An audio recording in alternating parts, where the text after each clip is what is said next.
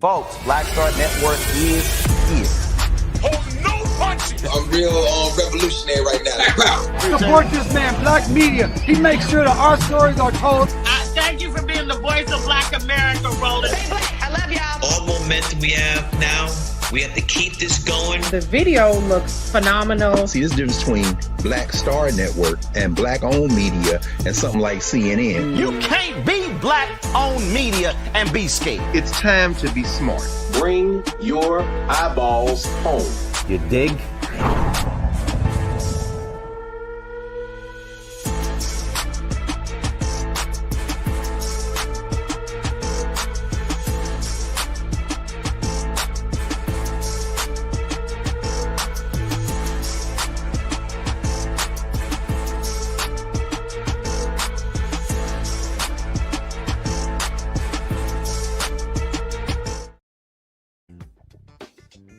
October 23rd, 2025. I'm Brittany Noble sitting in for Roland, who's on a much-needed vacation. Here's what's coming up today on Roland Martin Unfiltered, streaming live on the Black Star Network. In Wisconsin, Representative Sheila Stubbs is pushing for a task force on missing and murdered Black women as the state faces some of the highest violence rates in the country. She will join us to talk about why this issue can't wait. And across corporate America, big companies are bracing for pain. Mass layoffs are expected to hit in January, with tech, manufacturing, and logistics companies slashing thousands of jobs amid growing economic uncertainty. And in Maryland, lawmakers defy their own governor, overriding Wes Moore's veto to move forward with a study on slavery reparations. Devon Love, Director of Public Policy at Leaders of a Beautiful Struggle, will join us to break it all down. And in Washington, the Kennedy Center is now facing legal action after Donald Trump's name was added to the building. Congresswoman Joyce Beatty is suing, saying her vote was silenced, and she will join us live tonight. It's time to bring the funk on Roland Martin Unfiltered, streaming live on the Black Star Network. Let's go. He's got it. Whatever the miss, he's on it. Whatever it is, he's got the scoop, the fact, the find. And when it breaks, he's right on time, and it's rolling. Best believe he's knowing. Putting it down from sports to news to politics. With entertainment just for kicks, he's rolling. It's on go, roll, roll, y'all. It's Roland Martin, yeah. Rolling with Roland now. He's funk, he's fresh, he's real, the best, you know he's Roland Martin now.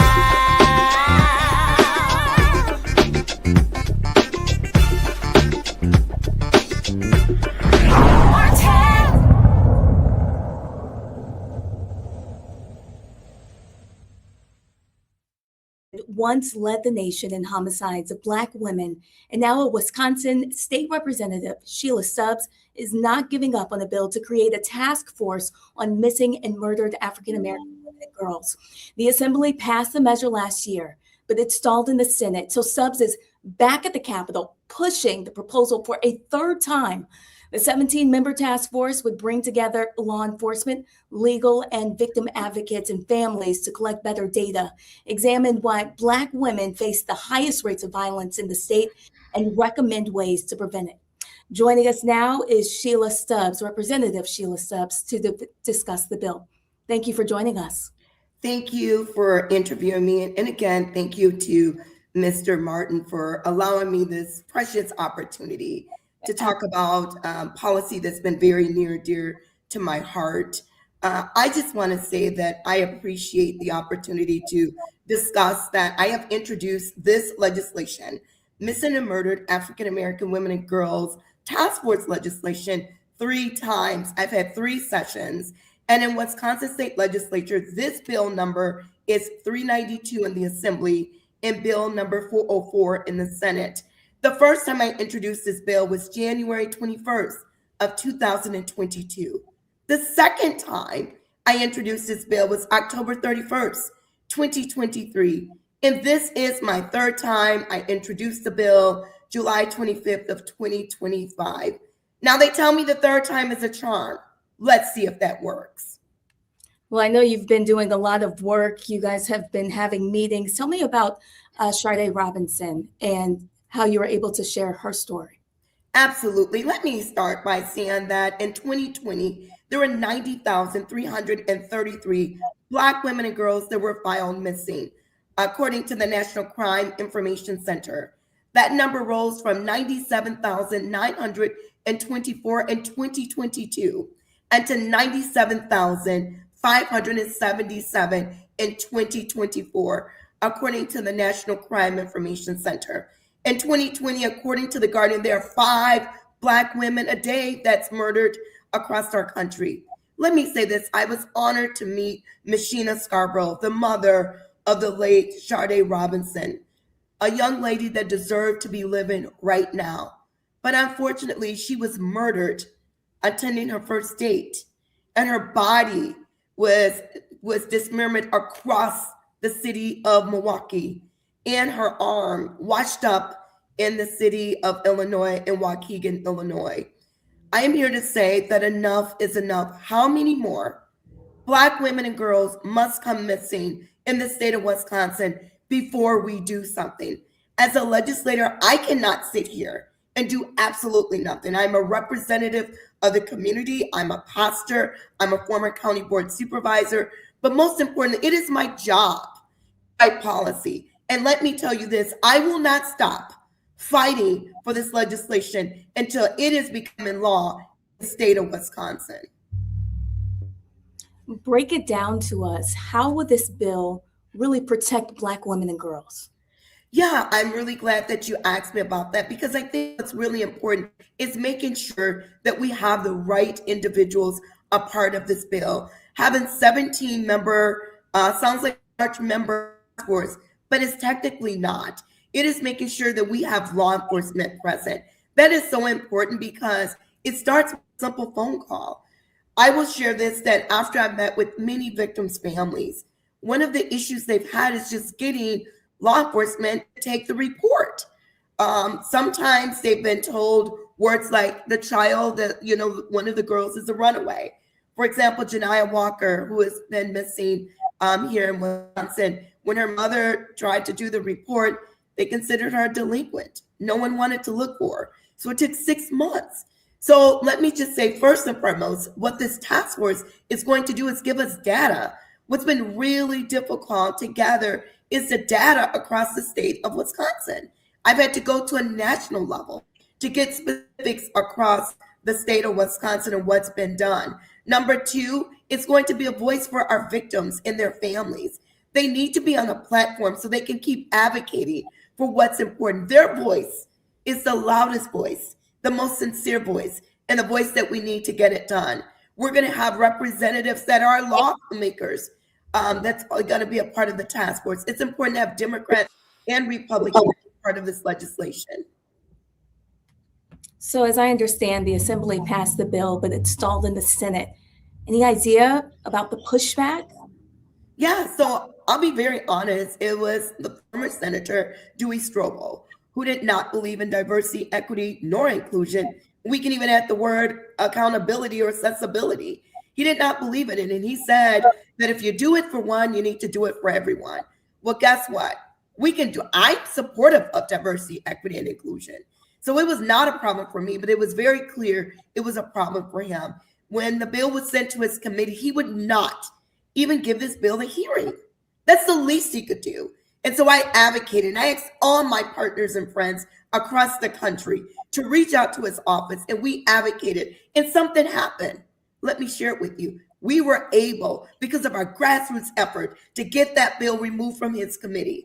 And it was reassigned to the Substance Abuse Committee that it should have been sent to with families. And we had a hearing. We had an executive hearing. The hearing passed in the Senate, but he blocked the bill from being heard in the Senate floor. I'm here to share some good news. He's no longer a senator in the state of Wisconsin. I'm going to keep fighting. And this is really important for me. I will be a voice for every Black woman and girl across the state of Wisconsin, these families that have to go through the shame and agony and nightmare, not knowing where their child is or knowing, like Sharday Robinson, she was killed. I think this is a good time to bring in our panel tonight. We have Dr. Mustafa Santiago Ali, former Senior Advisor for Environmental Justice, CPA. We also have Dr. Larry J. Walker, an Associate Professor from the University of Central Florida, joining us tonight. Thank you, gentlemen, for your time. Any questions for? Yeah, I can go first. First of all, Representative Stubbs, congratulations on your hard work and advocacy. Mustafa and I both work on public policy issues. We know how hard it is when an important issue, particularly relates to the needs of Black people, is ignored. I think my question is, can you name one or two things when you talked about advocates? What are they saying, or one of the two challenges as it relates to addressing the issue of when Black women and girls go missing, and when it comes to interaction with law enforcement or other agencies in terms of figuring out how we can take this more seriously? Well, we know and thank you so much for your comment, Dr. Walker, and I applaud you. Thank you for your support and thank you for your questions. I'll start out by answering the question this way. As I spoke with Lashiki Hill mom, Miss Georgia Hill, her issue was they wouldn't even take the report. Lashiki Hill became missing in Racine, Wisconsin. It's been over 2 years now. And they said everything like, maybe she's in jail. Maybe she's a prostitute. Maybe she's out with her friends. Maybe she's been drinking and driving. They said everything to diminish simply taking the report. That is problem number one that I would say. Problem number two is follow-up. Many of these families have shared with me getting law enforcement to simply continue to stay in contact with them and make sure that they know what's happening within the investigation. Our former chief of police, Dr. Sean Barnes, who is now the chief of police in Seattle, Washington, did a lot of research. And in Wisconsin, there was a cold case that they solved 50 years ago. And he said something with me that I didn't know. He said, an investigator is always assigned to a case. Well, if they're assigned, why are these families not getting communication? So I would say that was problem number one. The second issue that I would say is media. Media, we know for sure, is 4 times less likely to cover a missing and murdered African-American woman or girl. And so media has a huge accountability. What I can share with you is with this legislation, I have been able to get media to support me. It's because I have given them the stats. So I would say those are the two issues that I would hear from these victims and their families. Dr. Ali. So much for everything you're doing. This hits home for me. My grandmother's sister actually disappeared years ago, and we could never, they never could get anybody to help them. But I remember, the words of Malcolm X is ringing in my ears right now. He once said that the most disrespected, the most unprotected, and the most neglected person in America is the Black woman.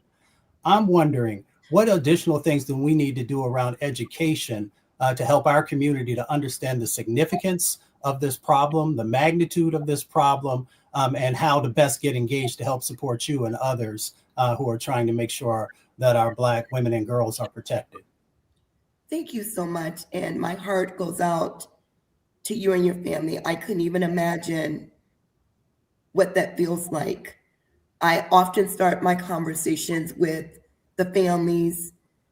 My prayers are always with them, and I want them to know somebody is listening and somebody is fighting. There are days that I am literally crying in my office, and who else could I ask for? Having this platform with Mr. Martin is huge because you have an audience I haven't reached. I think number two is one of the processes that I've started is going to the churches, speaking to the sororities and the fraternities, Black organizations, getting letters of support from the NAACP. Anyone that I come in contact with on my website, I have Missing Monday. So I am always sharing data about missing and murdered African-American women and girls. This is my passion piece of legislation that I'm not going to accept no.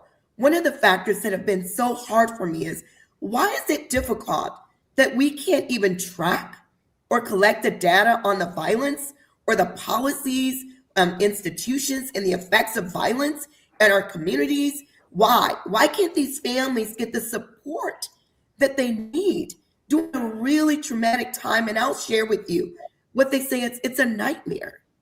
It's hard to wake up from Some of them have lost jobs. They can't go to work. They're now seeing mental health counselors.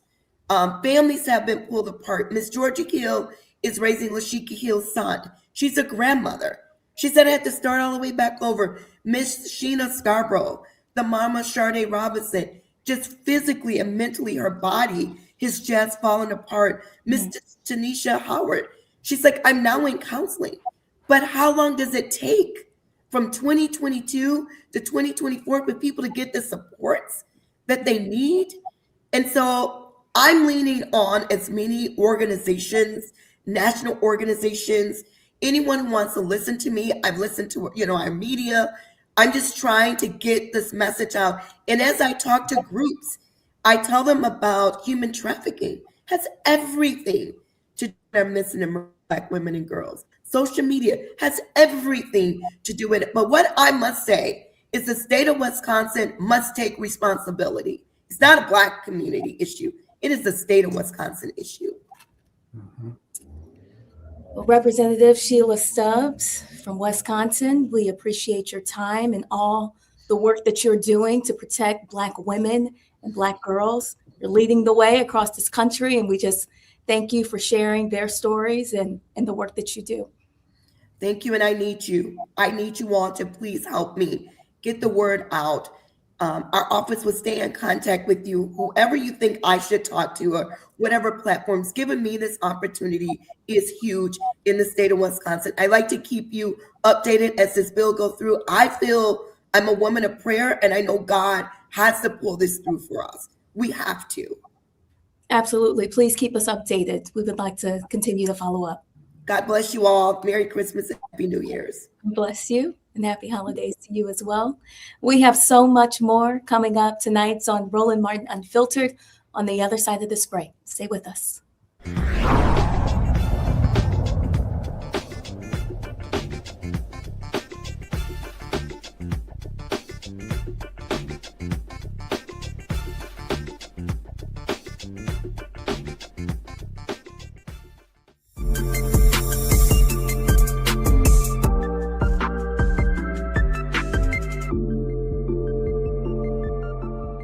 Are you ready for the holidays?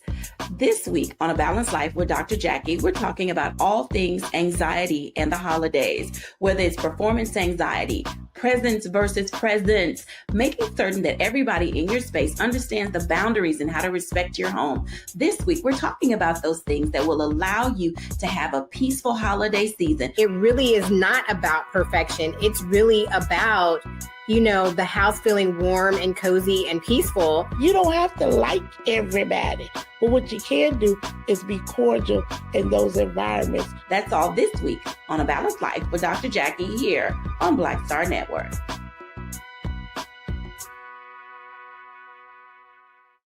They said the quiet part out loud. Black votes are a threat, so they erased them. After the Supreme Court gutted the Voting Rights Act in 2013, Republican legislatures moved fast. New voter ID laws, polling place shutdowns, purges of Black voters from the rolls. Trump's Justice Department didn't stop it, they joined in. In 2018, his DOJ backed Ohio's voter purge system, a scheme that disproportionately erased Black voters. Their goal, erase Black votes and political power. Yeah, that happened. These are the kinds of stories that we cover every day on Roland Martin Unfiltered. Subscribe on YouTube and download the Black Star Network app. Support fact-based independent journalism that centers African Americans and the issues that matter to our community.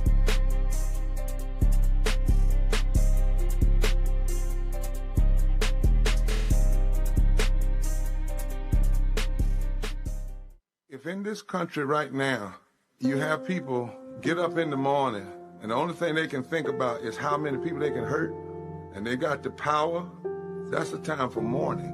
For better or worse, what makes America special, it's that legal system that's supposed to protect minorities from the tyranny of the majority.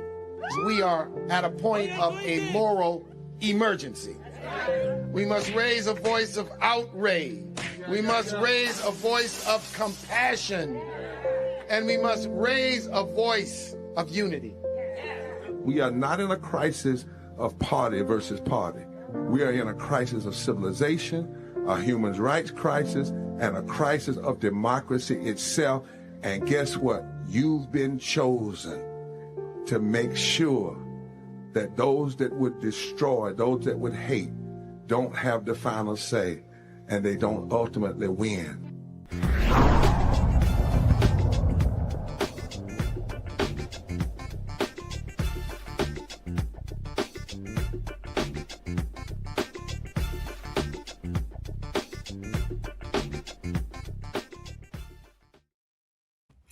Well, the Justice Department has released yet another massive batch of files tied to Jeffrey Epstein, more than 11,000 documents and pictures connected to investigations into a sex trafficking network.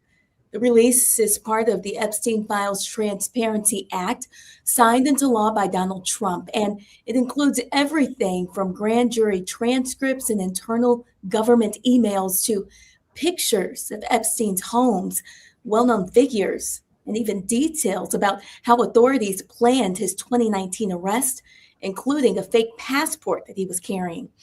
And now a lot of material is still heavily redacted. Some pages are completely blacked out.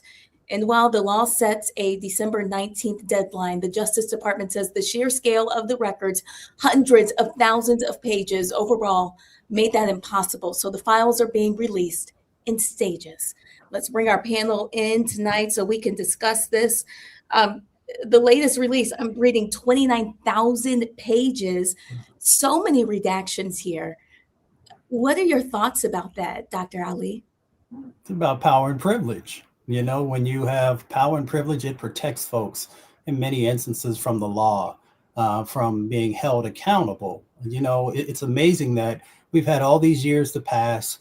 We have all these women and girls that have been, you know, hurt and impacted in such a significant way, and only 2 people were ever prosecuted. So this is an opportunity to actually help for healing. It's an opportunity for healing for the victims. It's an opportunity for healing for the country, to make sure that when we're dealing with sex trafficking, when we're dealing with these types of individuals, that justice can actually become a reality.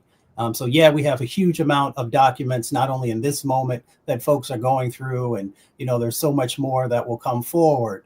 But at the end of the day, someone has to be held accountable, or some ones have to be held accountable for what they did. Dr. Walker, who's benefiting from all of the redactions? Well, I think, you know, Mustafa talked about it. This is a long-running history, not just in the United States, but throughout world history. Those in powerful positions who take advantage of vulnerable individuals, or find a way, 9 times out of 10, to navigate it without being hurt, impacted financially, or serving jail time. So, you know, it speaks to the challenges in the justice system, and how we just had the conversation in the last segment in terms of ensuring we're protecting victims, those who don't have power and wealth, from, you know, for being mistreated, or in some circumstances, situations, murdered. But this is just another example of how we've failed, society has failed those individuals who we should need to protect most, young girls in particular. And I think the other thing to keep in mind is they've had these documents. This is not like they had to throw all these documents together at the last minute. They've had this information. And, you know, this is part of the politics of the slow release of this information, to make it as difficult as possible to kind of sort through. Now, let's also highlight, certainly if you're redacting information, it's important to protect, you know, those individuals who were victimized, and also maybe some of the individuals who are, you know, working with the state or federal government. But beyond that, all that information should be made available to individuals throughout society, and they should have an opportunity to determine, if we're talking about policymakers or business individuals in business or others, who should be held accountable. I mean, you're right. If the government had this level of detail, grand jury transcripts, internal emails, pictures, does it make you wonder how Epstein was able to operate for so long? No, it doesn't. I mean, I see Mustafa laughing. And like I said, listen, this is not new. And we should note that politicians for a long time have been caught up in various scandals. You know, this is not new in terms of, you know, like I said, we've know some policymakers who've been involved in these kind of scandals throughout history. And so it's not new. What has to be new is that Americans have to believe that there's an opportunity here to change course and make sure we protect those who are vulnerable. Well, I want to thank you both for weighing in your thoughts on that. And of course, we will have so much more coming up on Roland Martin Unfiltered. We'll be right back after the break.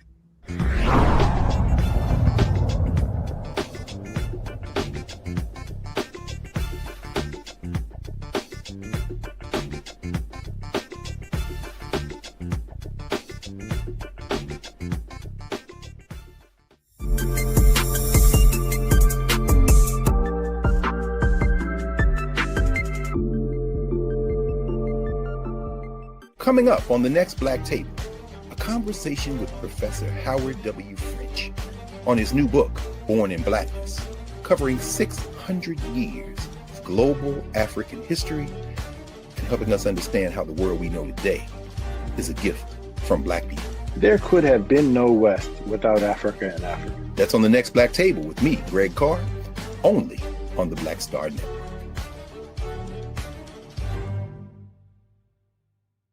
If in this country right now, you have people get up in the morning and the only thing they can think about is how many people they can hurt, and they got the power, that's the time for mourning.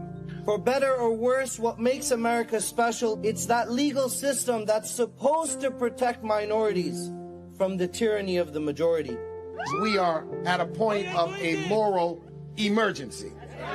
We must raise a voice of outrage. We must raise a voice of compassion. And we must raise a voice of unity. We are not in a crisis of party versus party. We are in a crisis of civilization, a human rights crisis, and a crisis of democracy itself. And guess what? You've been chosen to make sure that those that would destroy, those that would hate, don't have the final say, and they don't ultimately win. I'm Risa Colbert, and you're watching the Black Star Network.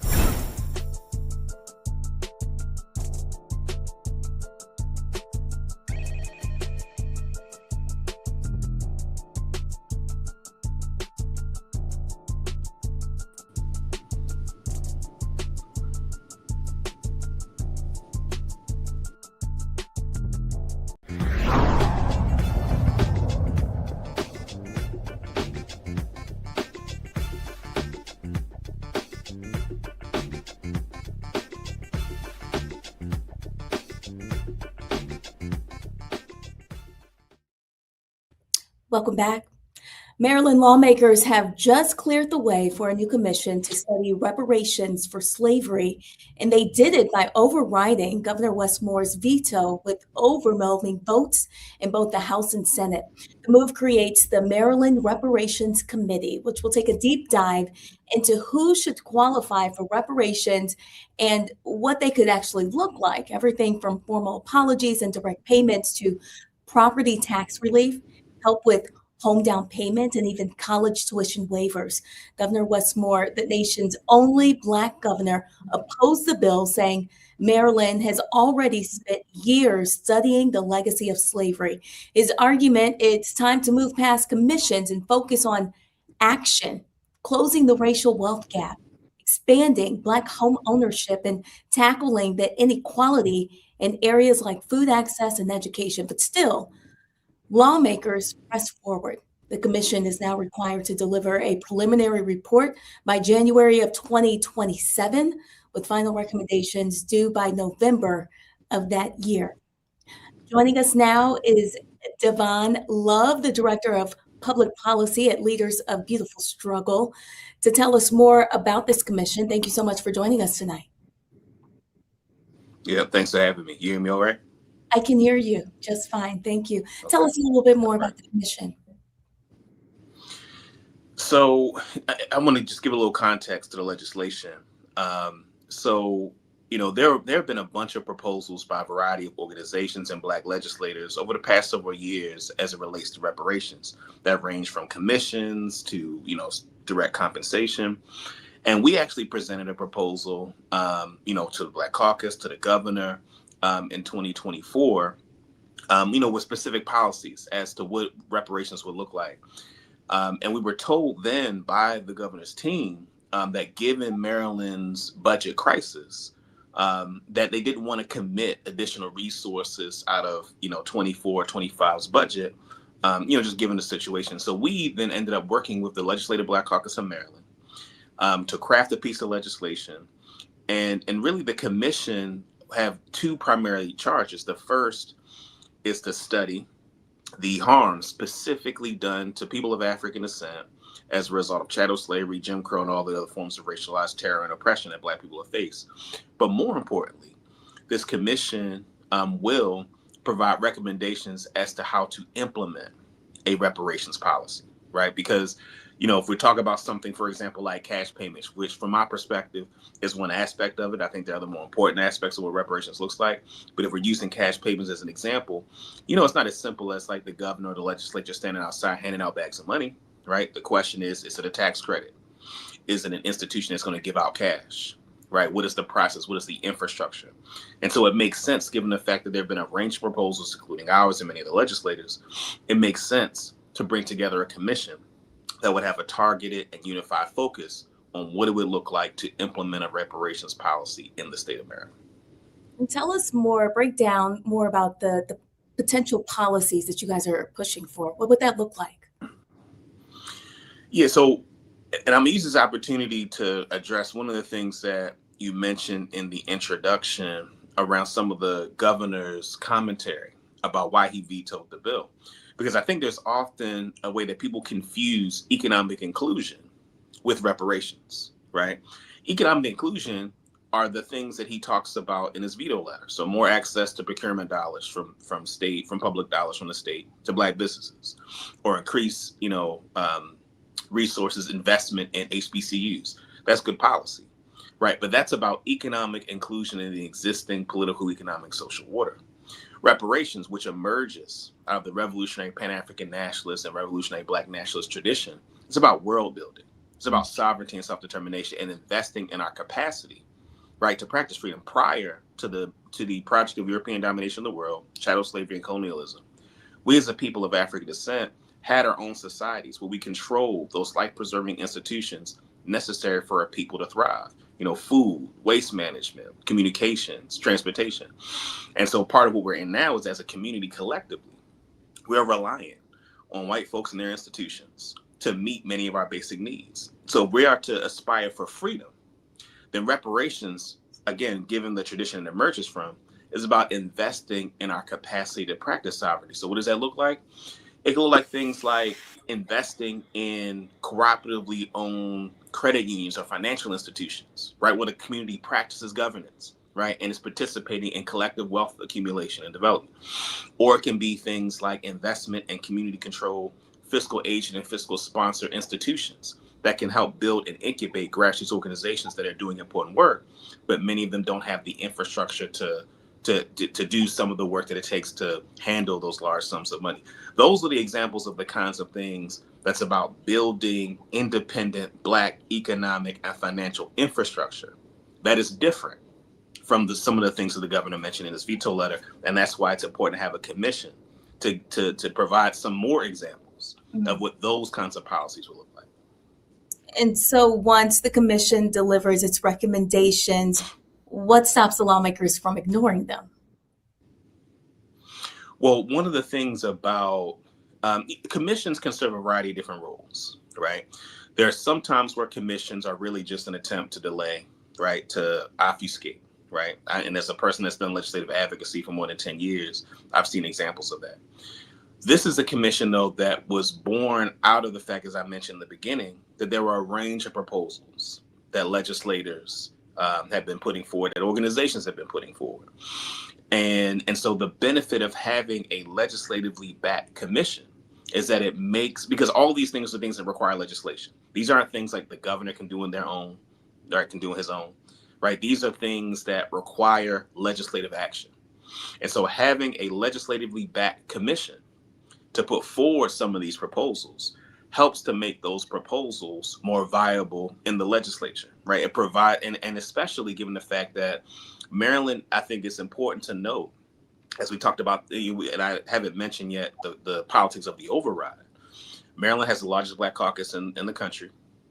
And so Maryland's legislative Black caucus spearheading, right, not only just passing the legislation, right, in Maryland, but overriding the governor's veto, I think speaks even more to the viability of the recommendations that will come from this commission. Because the Black caucus, I would argue, over the past 5 or 6 years, has become a much more formidable force in the legislative landscape in Maryland. Maryland's a Democratic Party stronghold, right? So it has supermajorities in both the House and the Senate in our state. And so the Black caucus having such a tremendous influence in the legislative arena adds to the fact that the combination of this commission, with the fact that these will likely be Black caucus priorities in our state legislature, I think lend itself to these measures that will be recommended by the commission being more viable legislatively. So the preliminary report isn't due until January of 2027. What do you so it's due in 2020. Yeah, so it's due in January 27. Part of the challenge is that because of the governor's veto, the commission lost 6 months. And so January 2027 is not that's tomorrow, right? In terms of the work it's going to take, the research it's going to take to build the infrastructure to have a committee functional and being able to produce recommendations. So it is an ambitious effort that this commission is going to embark upon in order to produce the kinds of recommendations that I think are going to be substantive.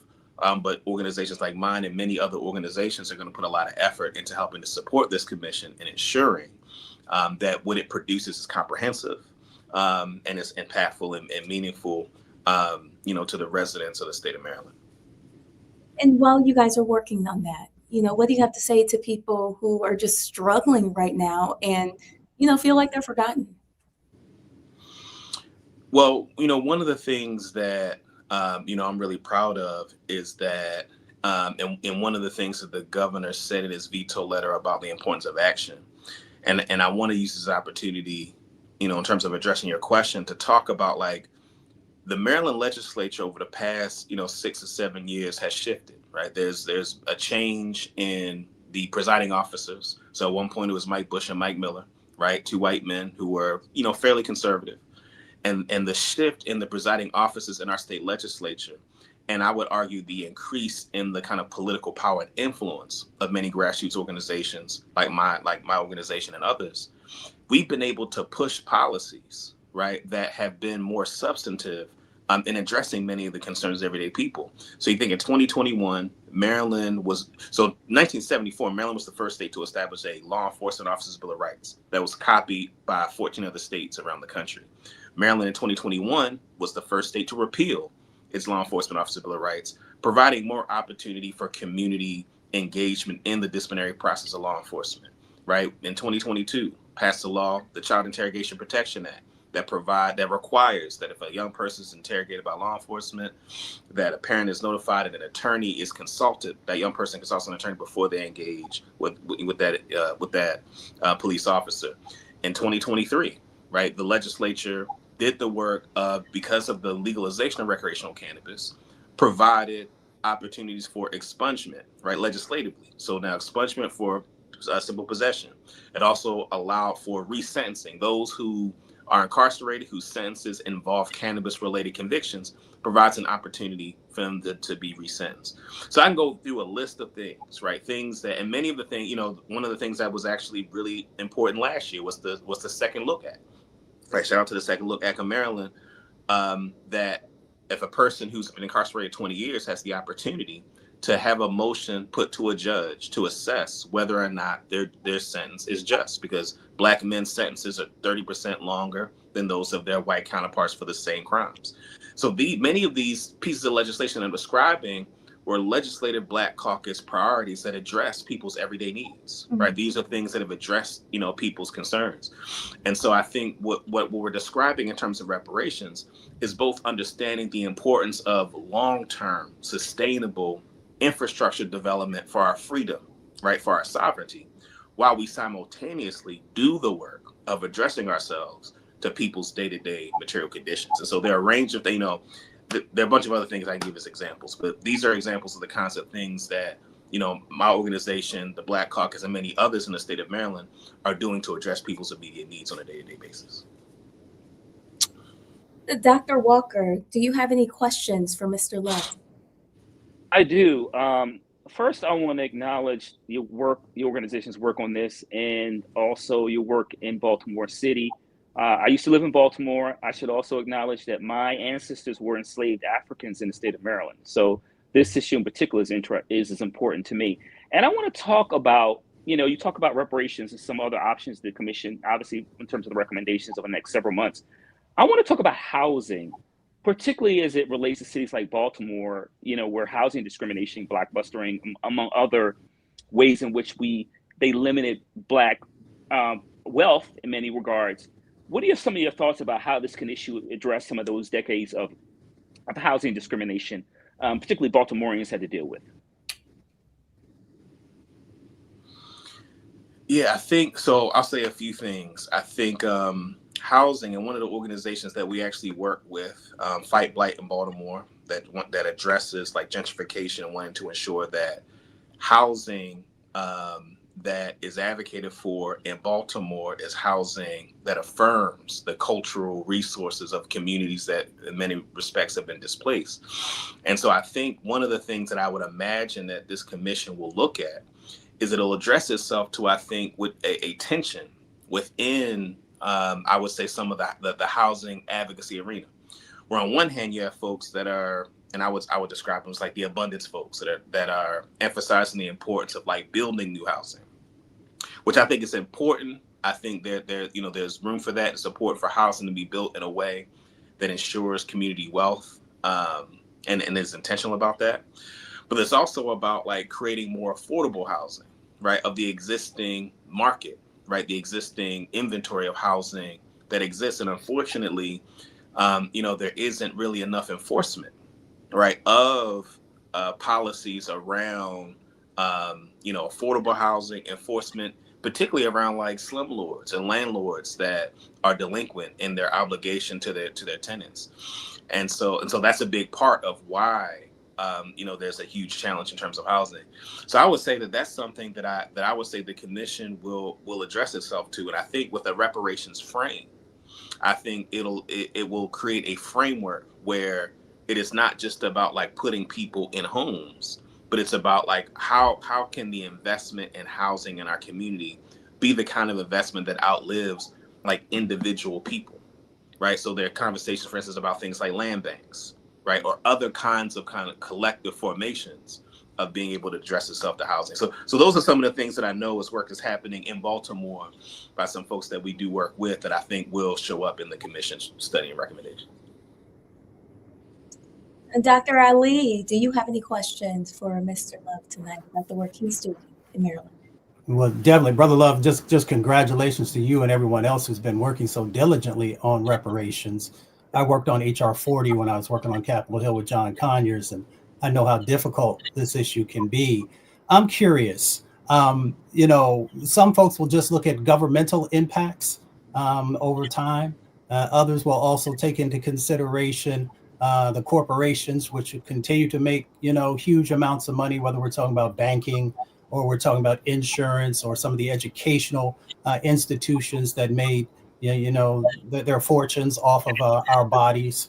I'm curious how the commission will move forward in looking at both the corporation or the corporate side of the equation and those government actions and laws that may have been put in place.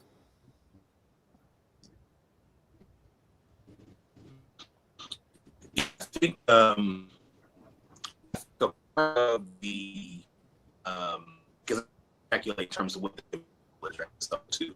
The idea is that we've had about addressing the challenges of this. Y'all still here?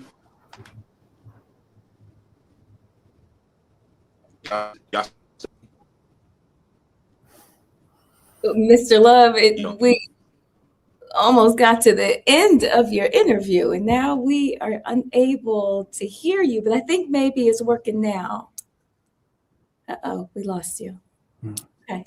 Well, he is working hard in the state of Maryland on those reparations. Again, January 2027 is when they are expected the commission to deliver those recommendations. Of course, that's something we'll stay on top of here on Roland Martin Unfiltered. We have so much more in store for you for our show tonight. We hope you'll stay with us and join us right after this break here on the Black Star Network.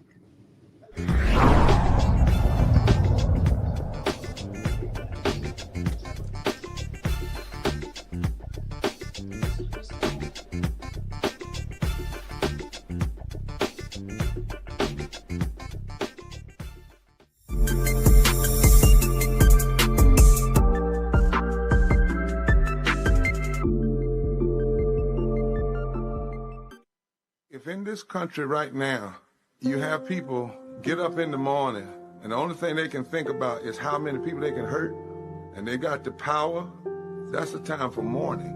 For better or worse, what makes America special, it's that legal system that's supposed to protect minorities from the tyranny of the majority.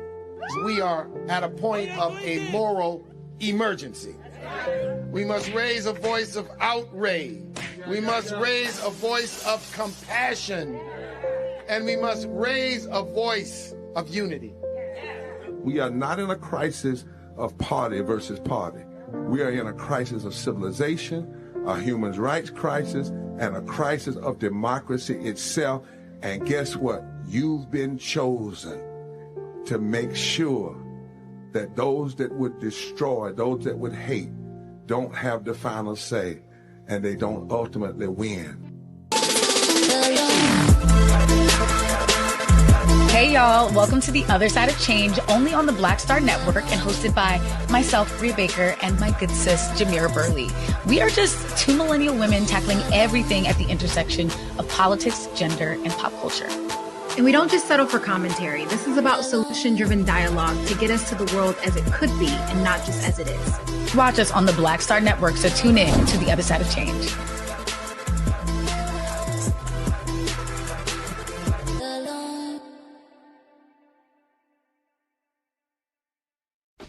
Hey, what's up, everybody? It's Godfrey, the funniest dude on the planet.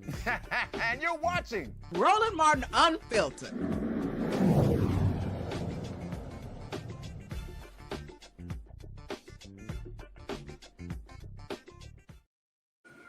Well, big companies across tech, manufacturing, transportation, and logistics are bracing for a new wave of mass layoffs, with many of those cuts expected to hit in January of 2026. Employers say they're responding to economic uncertainty and doing the usual post-holiday cost cutting. Tyson Foods is shutting down the factory, putting 3,200 workers out of a job, and they're far from alone. Companies like FedEx and General Motors are also making cuts. In fact, a recent survey shows nearly 6 in 10 companies are planning to reduce their workforce next year, with transportation and logistics already taking major hits heading into the holidays. And the outlook isn't getting any better. Analysts warn that layoffs in 2026 could be even worse than what we saw in 2025, driven by trade policy pressures and growing concerns about where the economy is headed next. Let's bring our panel back in. We have Dr. Mustafa Ali, Dr. Larry Walker. We also have Mr. Michael Brown joining us tonight. Michael, we will start with you. What are your thoughts when you hear about more layoffs coming in the new year? It's not certainly not a surprise relative to what you just mentioned about where the economy is going. And my apologies for being a little tardy. Henry, sorry about that.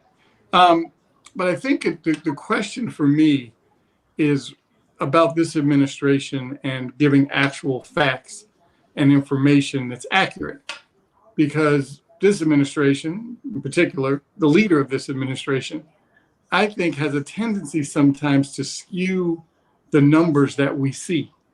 So, for example, the GNP number came out today. And I think it grew to 4.3%, and somebody correct me if I'm wrong. And it's hard to believe that that's accurate relative to the other metrics that are used to track where the economy is going and where it is currently. So I'm wondering whether it's employment numbers, other statistics that come out of this administration, whether the numbers are accurate, whether they'll be changed and adjusted. I know they're using the shutdown as an excuse, couldn't get all the accurate data. So I question what these numbers will look like and if they're going to be skewed or not. So I don't know if we'll ever have a full picture, but when you just listed what you did about major companies doing major layoffs, we'll see if it's reflected in the next employment numbers. It's scary. You know, I was one of the people that lost my job in 2025. And so, Dr. Ali, how should people begin to get prepared? How should you get prepared? You should get educated, one, about the reality of the information that people are sharing with you. Michael just, sort of walked us around dealing with disinformation and misinformation. So let's be very clear. Some of the companies that you just raised have made billions of dollars in profit in 2024. I believe Tyson was $800 million they made. The other company you had mentioned made a profit of about $4.2 or $4.3 billion. So you have to ask the question, yes, the tariffs are definitely going to have an impact, but what's going on in the C-suite? And what do those salaries look like? So we've got to make sure that we understand this sort of in totality with these layoffs. So what do folks do? One, as I've always said, you need to also focus on being an entrepreneur. So making sure that you have the skills and information that are necessary so that if your job lays you off, then, you still have something to fall back on and hopefully build to an even higher level.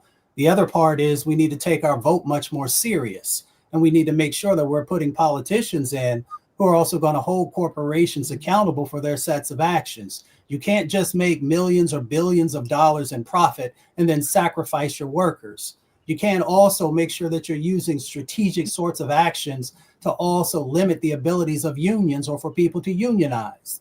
So we need to understand the game. So when you ask me that question, what should folks do? Understand the game, and then make sure that you are preparing yourself to be able to navigate the game.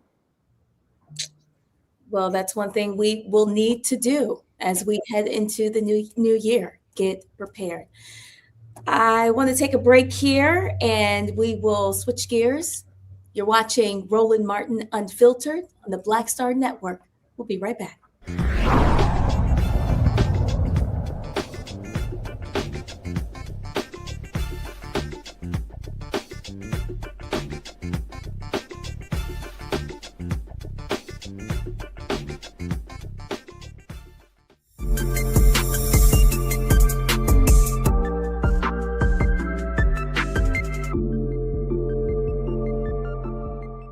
If in this country right now, you have people get up in the morning and the only thing they can think about is how many people they can hurt, and they got the power, that's the time for mourning. For better or worse, what makes America special, it's that legal system that's supposed to protect minorities from the tyranny of the majority. We are at a point of a moral emergency. We must raise a voice of outrage. We must raise a voice of compassion. And we must raise a voice of unity. We are not in a crisis of party versus party. We are in a crisis of civilization, a human rights crisis, and a crisis of democracy itself. And guess what? You've been chosen to make sure that those that would destroy, those that would hate, don't have the final say, and they don't ultimately win. Hey y'all, welcome to The Other Side of Change, only on the Black Star Network and hosted by myself, Rhea Baker, and my good sis, Jamira Burley. We are just two millennial women tackling everything at the intersection of politics, gender, and pop culture. And we don't just settle for commentary. This is about solution-driven dialogue to get us to the world as it could be and not just as it is. Watch us on the Black Star Network, so tune in to The Other Side of Change.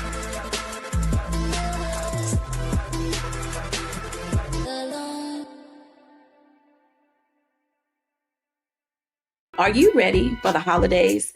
This week on A Balanced Life with Dr. Jackie, we're talking about all things anxiety and the holidays, whether it's performance anxiety, presence versus presence, making certain that everybody in your space understands the boundaries and how to respect your home. This week, we're talking about those things that will allow you to have a peaceful holiday season. It really is not about perfection. It's really about, the house feeling warm and cozy and peaceful. You don't have to like everybody, but what you can do is be cordial in those environments. That's all this week on A Balanced Life with Dr. Jackie here on Black Star Network.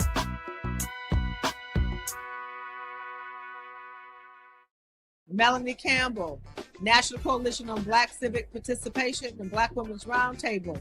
And we are watching Roland Martin Unfiltered all day, every day, 24/7. Spread the word.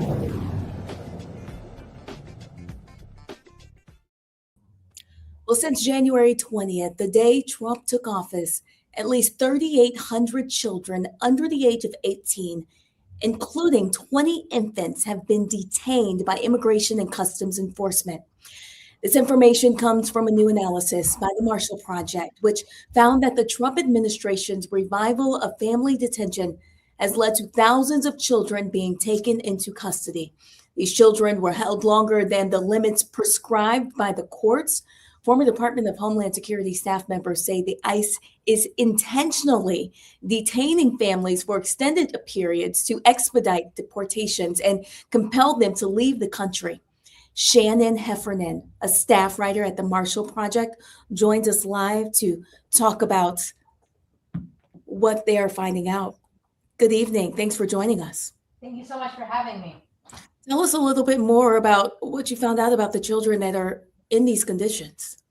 So these are children, we focus particularly on children who are in ICE detention. These are children who are being detained along with their families. So this is a little separate from what you might have heard about children who are being separated from their families and detained in facilities that are only holding children. The conditions we found from court records were very troubling. You had people who were not getting the proper medical care. For example, one child who had an ear infection that because it did not get proper treatment was beginning to have hearing loss. We heard stories of people not being able to get bottled water to mix with formula for a baby to keep that baby safe. We heard stories of mold and worms contaminating the food. But I think perhaps the most troubling thing was just the psychological effect on these children. Children who are kept in prison-like conditions for long stretches of time. That's not going to be good for their mental well-being. And this is a delicate point in a person's life where mental health trauma can have a really huge effect. I think I read that some of the children had been playing with rocks and some of the children had been wetting themselves, just effects of what they've been experiencing, correct? Correct. So you mentioned the playing with rocks. One of the complaints that the families made in these legal filings that we read was that there weren't enough toys. There was not access to educational activities. One mother said that when they were in one of the facilities, she noticed that there was a glass window that if you steamed it up, you could sort of draw a picture with your finger like we all did on like car windows when we were kids. And the guard yelled at her and told her not to do that. So even these like creative ways to try to find stimulation for the children were not allowed. One parent reported their child was having such mental health troubles that they were hitting themselves, as you mentioned. Parent reported that the child had been potty trained, began wetting themselves, just because of the distress of these circumstances. Now, these children are lucky enough not to be separated from their parents, but they're still in these prison-like conditions that can be very troubling for a young person. As I understand, the courts have said it's excessive to hold the children longer than 20 days, but why is that happening regularly? So there's a 20-day benchmark. It's not always exactly that moment in time, but that the ICE is supposed to try to not keep children in custody any longer than that. In fact, it's supposed to release them as soon as possible because you're not really supposed to detain children if you can help it. But we noticed in the data that we found that 1,300 children we found have been held past that 20-day benchmark. And you asked, why is it happening? Well, what we've heard from the experts that we spoke to is they think that the administration is holding these families for long periods of time for two reasons. The first is it's very difficult for families to fight their legal deportation cases when they're in custody. Access to the law library is slim. Being able to get in touch with a lawyer and have the finances to be able to pay that lawyer is difficult. So by keeping families in custody for those longer stretches of time, it's going to make it easier to deport them. It's going to make it easier to get through those legal proceedings. The other thing is they're perhaps hoping, the experts we spoke to said that the administration is perhaps hoping to not have to deal with the legal arguments at all, because if families are in these conditions, they might do what's called voluntary departure. They are so upset or disturbed by the conditions that they're in that they say, hey, we'll leave voluntarily because we are so troubled by these conditions. That's even if that family might have a valid legal case to say, like an asylum case, for example. Family detention was discontinued.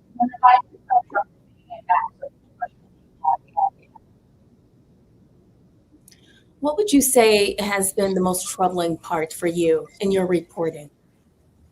Well, I think one thing that really struck me, and I say this as a parent of a young child, was there were reports from some parents saying that they were being threatened with separation from their children as a way to discipline them for behavior in the detention center, as well as a way to sort of compel them to leave voluntarily or maybe not fight their deportations as hard as they could. And I think anybody who's been a parent or just loved a child in their life and cared about a child in their life knows what it's like to be separated from that child that you care for, and to have that happen to you forcefully is something that that I think is troubling and deserves our attention. What do you think people should be watching for next? Well, I mean, we know that detention has been ramping up across the country. So one thing I'll be watching in the new year is if Trump continues that pace of putting people in custody, and if that includes families and young people, that's something I'll definitely be keeping an eye on in the new year. We know that there have been these blitzes in various cities, like Chicago, my hometown, where they've been quickly arresting people and sending some of them into detention. So I'll be looking to see how all that plays out in the new year, if they can keep up that pace, because it does take a lot of resources. They have a huge amount of funding from Congress with the new funding bill. So we'll see if they put that into action quickly. What you're describing is just absolutely heartbreaking for people that are watching at home. Any suggestions on what, if anything, they can do to help?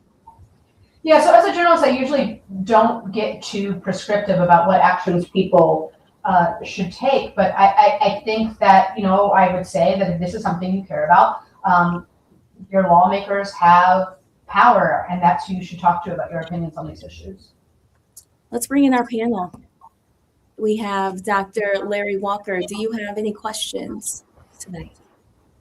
Yeah, I do. First, I want to acknowledge that your reporting on this has been excellent. I know it takes a long time to put this information together, a lot of interviews, et cetera. So kudos for putting this story together.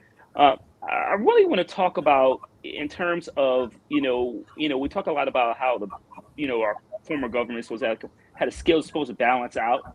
And I know that, judges in some cases are trying to do their best to hold the administration accountable, but they are not certainly, don't seem that stressed about responding to these timelines. You talked about the 20 days or these other, horrible conditions. And I'm wondering, as a reporter, and what are your thoughts about what 2026 is going to look like in terms of these conditions? Yeah, I think that's an excellent question, Dr. Walker, and very insightful. Thank you for that question. I think the courts themselves, you can put too much faith in the courts, and despite what I just said about lawmakers, you can put too much faith in lawmakers. What needs to happen if people want changes, there has to be movement just beyond those levers of power. In terms of what things look like in 2026, I mean, we know that there's a huge amount of funding set aside for detention and deportations and arrest. And I expect they're going to do their best to spend that money and continue what they're doing as fast as they can, unless political pressures don't allow that to be the case anymore. Dr. Ali. Yeah, well, thank you for everything you're doing. You know, I worked a whole bunch of both man-made and natural disasters over the years, and I saw firsthand how children can be impacted and the long-term impacts if they don't get the support and help they need. I'm just curious, is there anything that can be done to help to push to make sure that they're getting that, you know, the help that they need to deal with the trauma that they're going through? Yeah, that's an excellent question. I think that there's been some really strong grassroots movements we've seen of people trying to support children whose families are caught up in the deportation system. For example, here in Chicago, there's groups that have been trying to get toys for Christmas and fund legal services for these families. But in terms of the conditions themselves, I mean, what we always say in journalism is, you know, when you shine a spotlight into things, it makes it much harder for them to continue with atrocities. So I think people paying attention, asking their lawmakers or others that might have power to actually get into these facilities to observe them and get information outside those facilities is always something that I think can help push against the abuses. Michael Brown. I too want to echo my fellow panelists on your good work and keep it up. When you were doing some of these interviews or conducting some of these interviews, did anyone talk about more kind of in the weeds about how do you deal with an administration that doesn't care about lawlessness? They don't care about that the laws are on the books because they're playing obviously the long game relative to just keeping things moving, because obviously you have to go to federal district court first. Then if you lose, you go to the appellate court, then potentially the 3-judge panel in that particular district. And then maybe if the Supreme Court takes it, you get it to the Supreme Court, which obviously can take months, if not years. In the meantime, young children, young people and families are being split up and frankly tortured and being treated without any kind of humanity.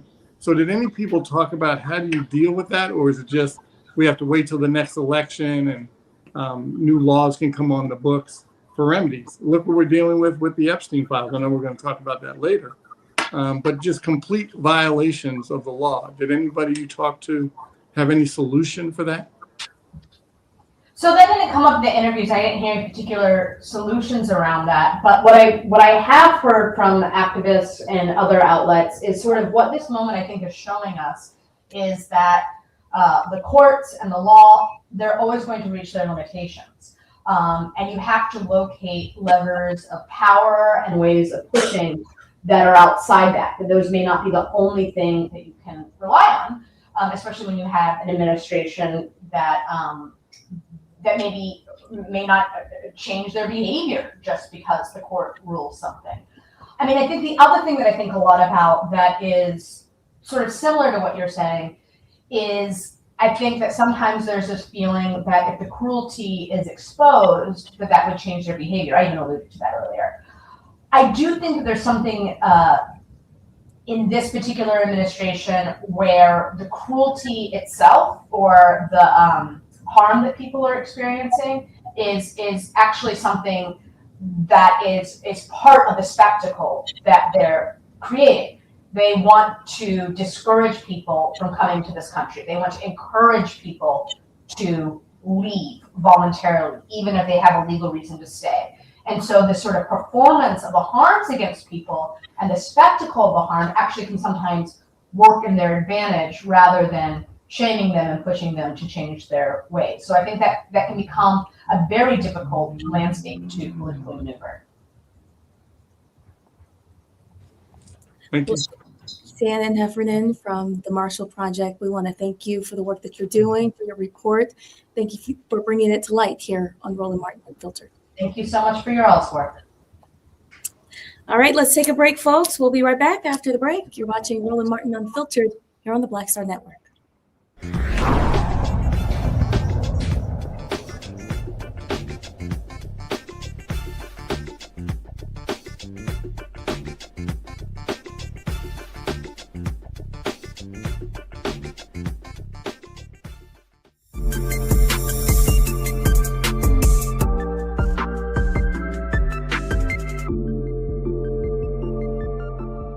They said the quiet part out loud. Black votes are a threat, so they erased them. After the Supreme Court gutted the Voting Rights Act in 2013, Republican legislatures moved fast. New voter ID laws, polling place shutdowns, purges of black voters from the rolls. Trump's Justice Department didn't stop it, they joined in. In 2018, his DOJ backed Ohio's voter purge system, a scheme that disproportionately erased black voters. Their goal, erase black votes and political power. Yeah, that happened.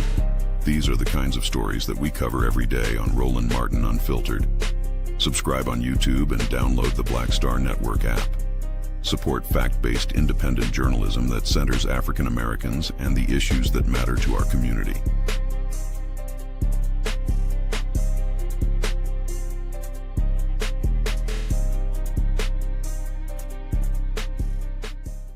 If in this country right now, you have people get up in the morning and the only thing they can think about is how many people they can hurt, and they got the power, that's the time for mourning. For better or worse, what makes America special, it's that legal system that's supposed to protect minorities from the tyranny of the majority. We are at a point of a moral emergency. We must raise a voice of outrage. We must raise a voice of compassion. And we must raise a voice of unity. We are not in a crisis of party versus party. We are in a crisis of civilization, a human rights crisis, and a crisis of democracy itself. And guess what? You've been chosen to make sure that those that would destroy, those that would hate, don't have the final say, and they don't ultimately win.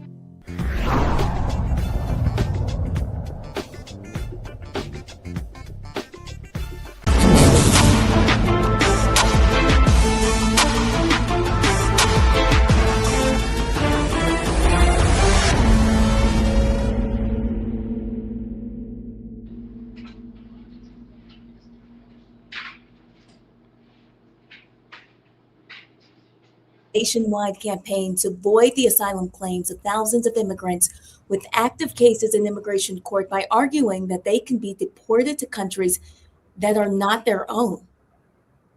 According to internal government data obtained by CBS News, now the number of people in immigration detention in the U.S. has hit an all-time high. According to data published by Immigration and Customs Enforcement, the data released every 2 weeks show that as of December 14, 2025, ICE held more than 68,400 people. This many people in immigration detention is a new record, breaking the previous high set at the beginning of the The administration has arrested more than 328,000 people and deported nearly 327,000. The effort appears to have intensified in recent weeks, targeting asylum seekers with pending cases in immigration courts in Atlanta, New York, Miami, Los Angeles, San Francisco, Texas, and elsewhere all across the United States. Multiple immigration lawyers and certified legal representatives told that to CBS News.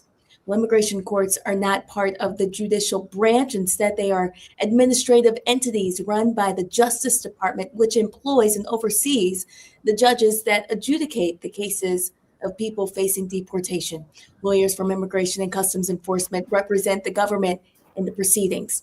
The administration's new tactics involve ICE attorneys asking the immigration judges to toss out asylum claims without hearing them on merits. In these requests, ICE argues that the asylum seekers fearing prosecution in their home countries can instead be deported to one of several nations that the Trump administration has persuaded to accept deportees who are not their citizens.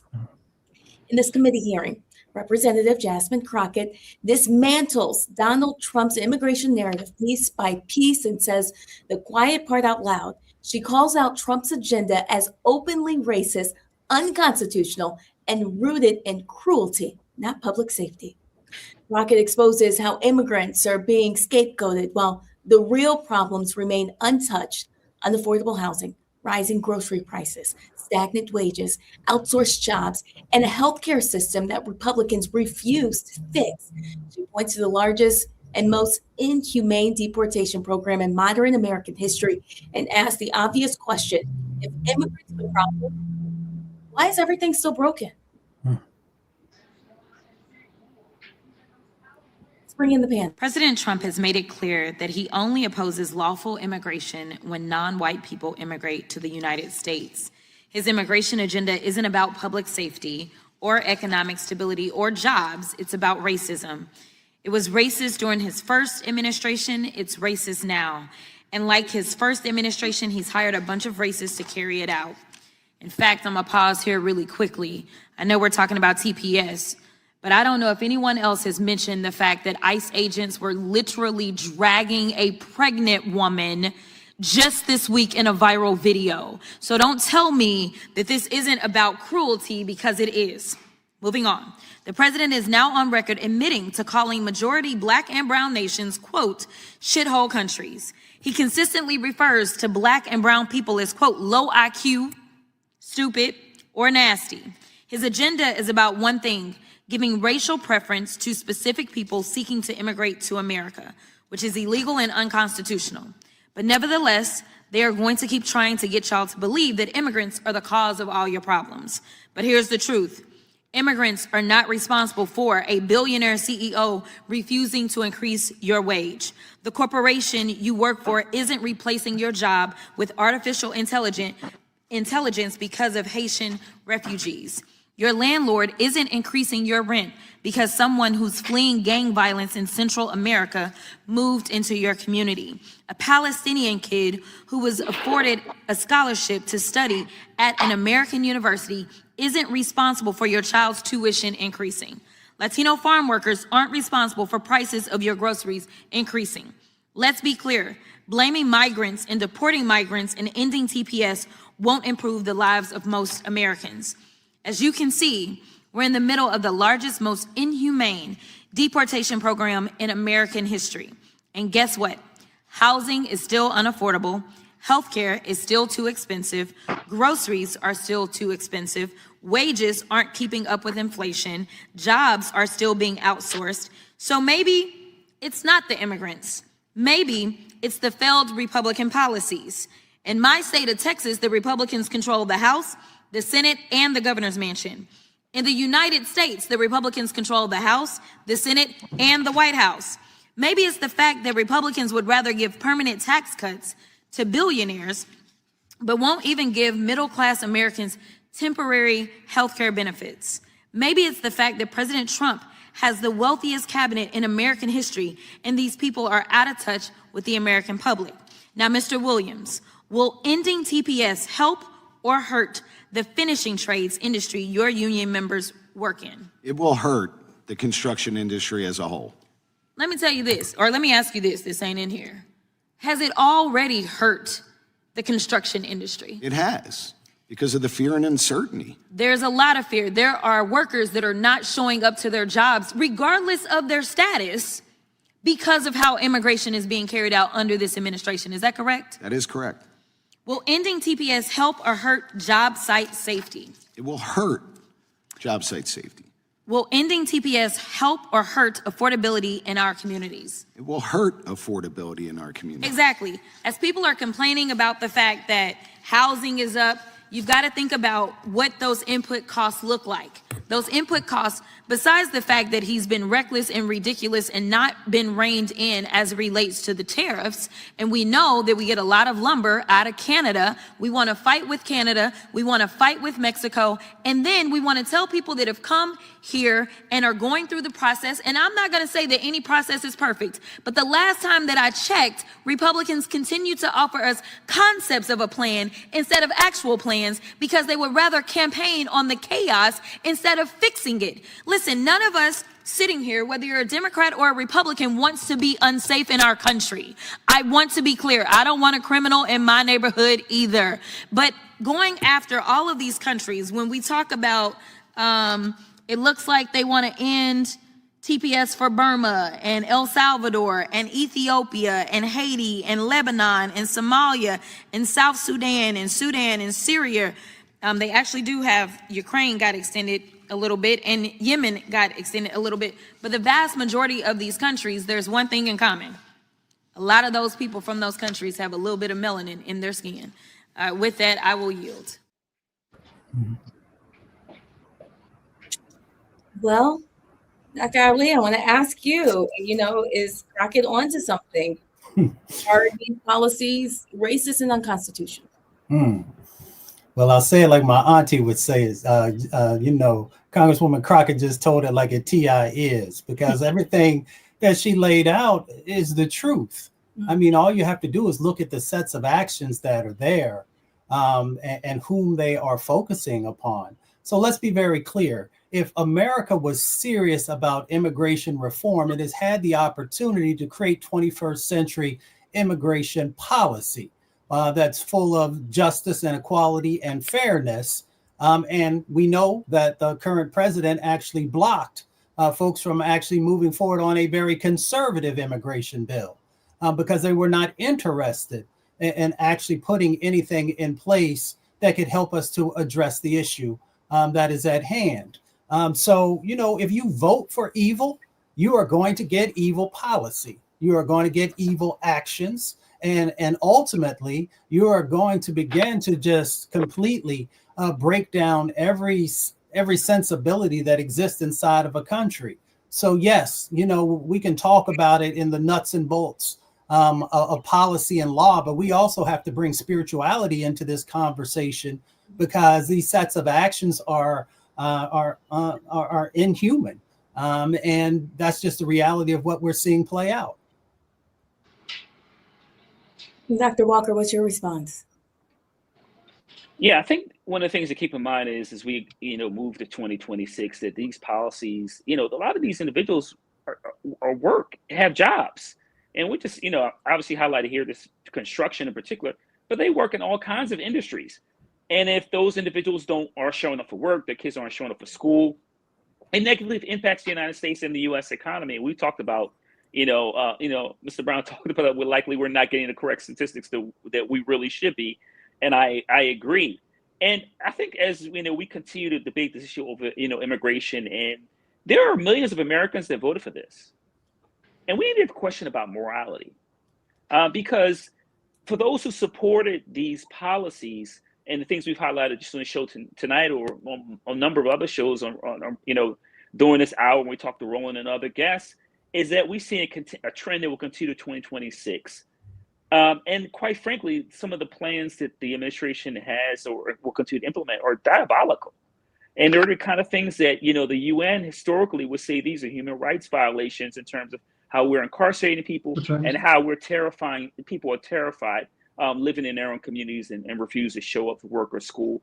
And so it's a moral quandary for this country that we're going to have to figure out now because of a purported democracy in which we're supposed to be, we're losing it quickly.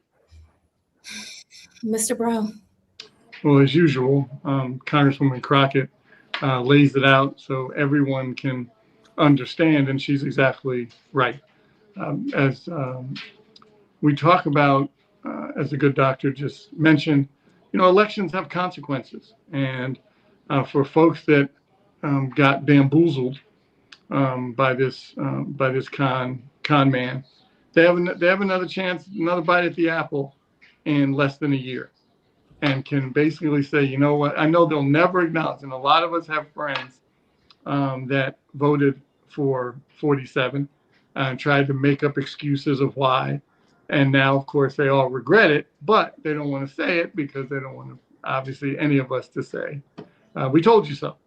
But nonetheless, they have another chance for more humane or at least legitimate debate in the halls of Congress about what is the best path for immigration. Clearly, this is not it. Because when white supremacy is at the center of what your policies are all about, it's not going to change. They don't care about what a court says. They don't care about, frankly, what we say on this show or other pundits say. on other shows. They want to make sure that they make this country as less brown and black as possible. And that's really the goal. And a lot of people could care less about policy as long as that is the agenda. So they have another bite at the apple, hopefully in less than a year. Hakeem Jeffries will have the gavel, and it won't stop these terrible and mean, inhumane policies, but it certainly can put some hurdles and some speed bumps in that path. And frankly, if we get even luckier and the Senate, which is now in play, very difficult, but if even the Senate flips, I mean, then obviously then the agenda does stop. So let's just see what happens, and hopefully people pull the lever the right way this time. It's another reminder about just how important it is to vote. Thank you very much. We have much more coming up on Roland Martin Unfiltered. Stay with us.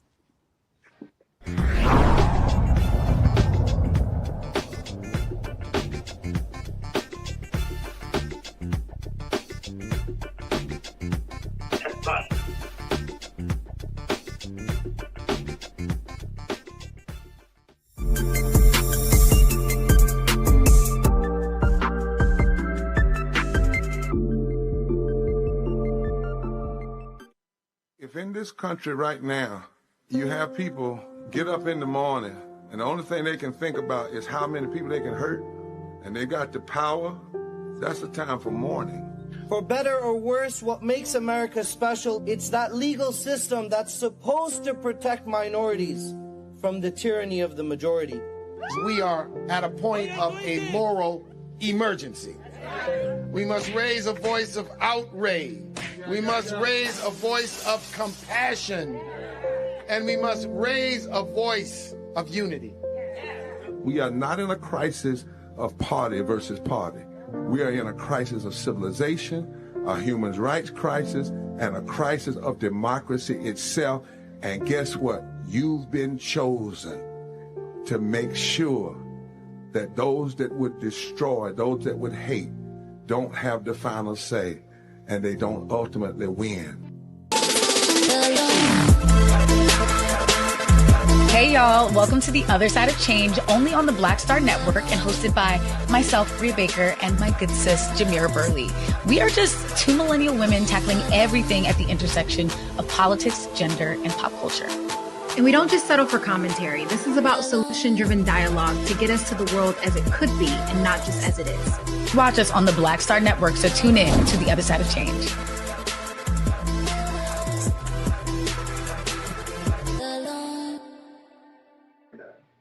People have other life.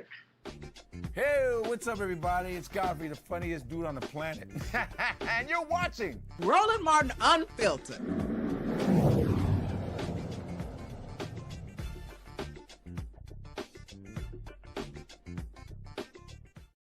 Welcome back. Representative Joyce Beatty of Ohio. Okay, it's me.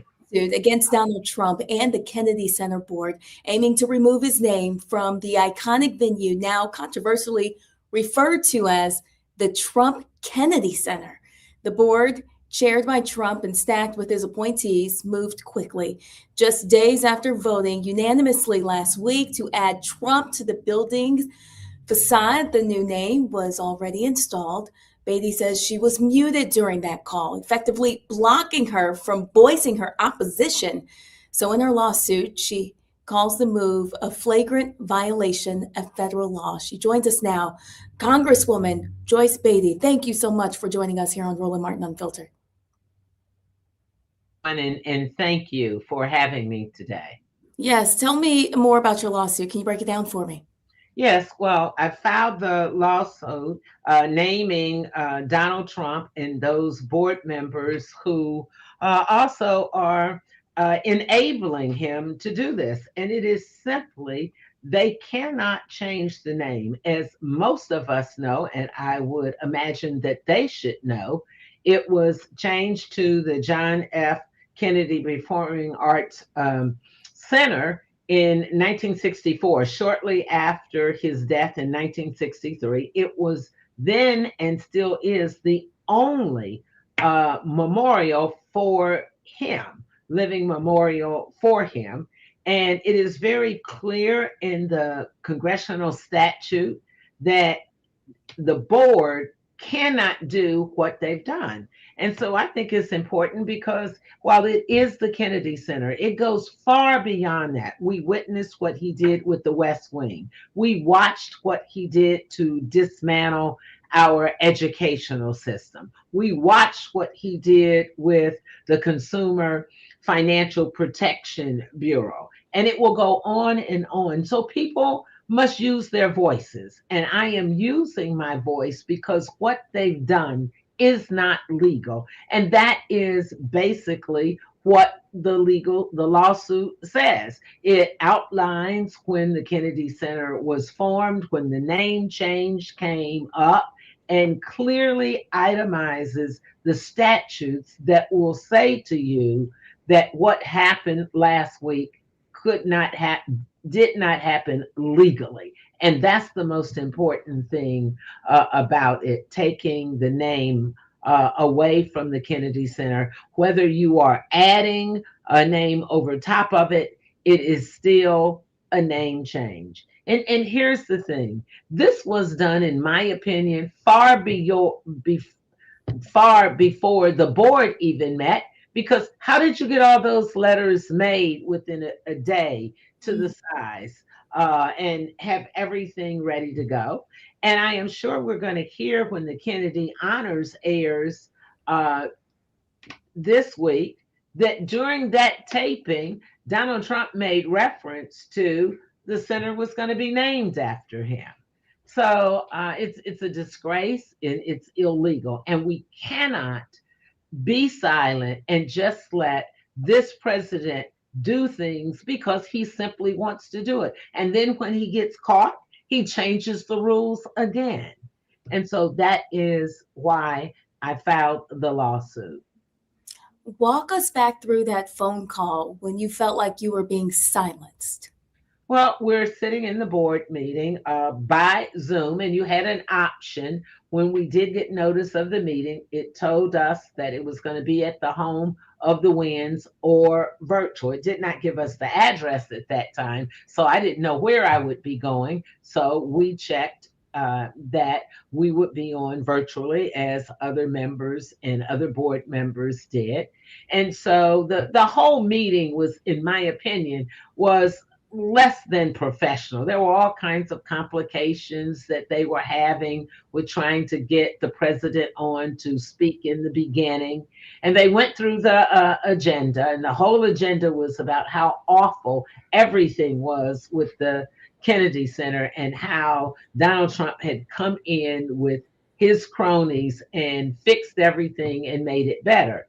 I want to remind people that he was also the president 4 years ago and appointed his board members. So if it was so bad, why was none of this mentioned or done at that time?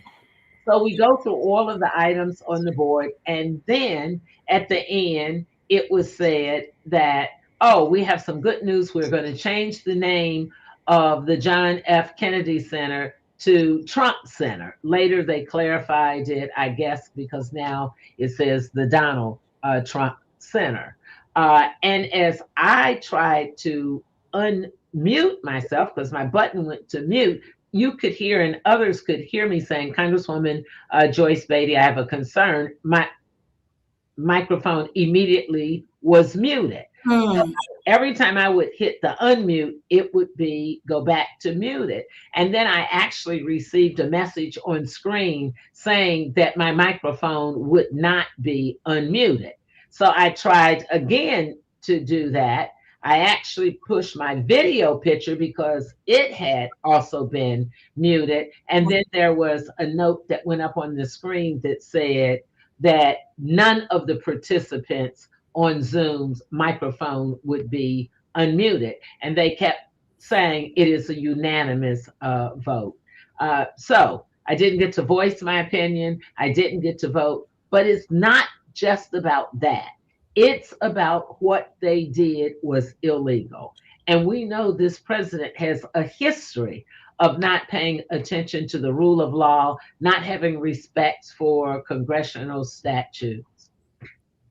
You know, it sounds like they literally just silenced you. How do you still have the wherewithal to keep fighting? Well, I think that's what we have to do. I think what they want to do is to silence people. And if we stand still and if we don't speak up and exercise our rights, we will then be enabling this president, this administration to just blatantly do what they think they can do. And that is not my nature. You know, as John Lewis would always tell us, if you see something, say something, get in good trouble. So this is good trouble because I want everyone to know that Kennedy Center today, we saw what happened at the White House with the East Wing. We saw what happened with the Rose Garden. We've seen what's happened to employees who were told to go home and not be paid. We've seen all the lawsuits because this administration thinks that they can do any and everything they want to do.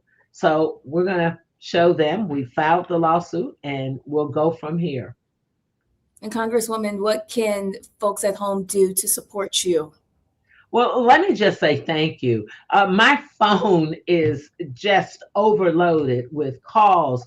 People not only here in my district or in the city of Bexley in Ohio, people from New York, people from the South, and many people, there are hundreds of people who were appointed during the Clinton administration to the Presidential Advisory Committee for the Performing Arts. They are reaching out to me saying, we want to galvanize our voices because it's personal for them. And think about all the performers that have performed there and how they feel when they are hearing that part of this renaming is because it was shameful for many of those individuals who had received the Kennedy honors. And so I want to say thank you for all the calls, the text messages, the emails, other people telling me about things they had tried to do when they served in Congress and you could not rename a memorial. And they are thinking that this could be akin to this, because what's next? The Lincoln Monument? What's next? Oh, I hate to think about what's next. Bring it to the panel and hear any questions they may have. Michael Brown, we'll start with you. Congresswoman, how are you? And happy holidays. Good to see you again. Same here, Michael. In your fight, I know that clearly if there's some different leadership here in our country, that things will change back to normal, hopefully. Are any of the board members that you were trying to speak with, are any of them quietly talking to you, like I know some Republican members of Congress do, talk to you off the record? Are any of those board members doing? Well, because we are on break right now, I have not been able to visit with or call them, but I have talked to former member Joe Kennedy, and obviously he has made public statements. The family is very upset about this. We did have a statement from Speaker Johnson, something saying that he would look into the naming. Hakeem Jeffries, Leader Jeffries, was very clear in his statement that this was not something that was legal. And I am sure there are others who are quietly having conversations about it because it's about what the law tells us we cannot do, and they have done that. Dr. Walker. Yes, Congresswoman, we appreciate your advocacy, not only on this issue, but a number of the issues you've been fighting for throughout your career. So thank you for that, first of all. Secondly, you mentioned Speaker Johnson, and, you know, I'm a former Hill staffer, and it amazes me the way in which the speaker has ignored or is not familiar with or has to follow up on issues that are become national issues like this. And can you speak to what it says about leadership, whether that lack thereof, as it relates to the statutory responsibility of Congress to hold the executive branch responsible for various issues? Sure. First of all, I think that the leadership is very limited, and we've all seen that and witnessed that on floor actions, protocols, decorums. But I think the most difficult thing probably is while Speaker Johnson is Speaker Johnson by name, it is Donald Trump and his cronies who are calling the shots. It's very clear. We will be on the floor. The speaker brings to the floor the bills that he wants to be voted on. And I'm not talking about once or twice. Repeatedly, bills will come to the floor. Democrats will prevail. Republicans will vote for us.